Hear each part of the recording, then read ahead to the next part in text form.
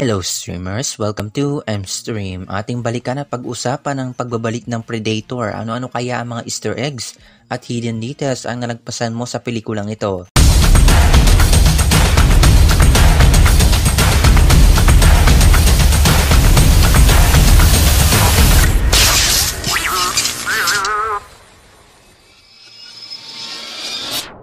Before we begin, you can comment down below to join in my custom shoutout. Sa isang eksena ng pelikula, na-discover nila na dati na palang pumunta ang mga Predator sa planet Earth simula noong 1997, ang kaparehong taon kung kailan lumabas ang unang pelikula ng Predator at kung kailan nangyari ang The Predator 2. Sa ilang koleksyon, makikita natin ang ilang gamit ng Predator at isa na rin dyan ang sibat na ginamit niya para labanan ang Xenomorph sa pelikulang Alien vs Predator. Alam niyo bang ang tagal ng pelikulang ito ay 1 hour and 47 minutes? Ito rin ang haba ng unang pelikula, The Predator 2 at ang pelikulang Predators.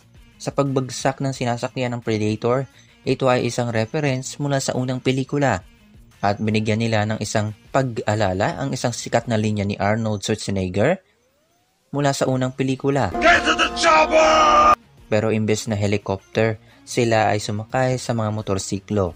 Napagtanto nila na ang ilan sa mga Predator ay hindi lang basta Predator kundi Hunter, at ang lahat ng kanilang napapatay ay ginagawa nilang trophy. At yan ang ilan sa mga nakita at napansin ko sa pagbabalik tanaw sa pelikulang ito.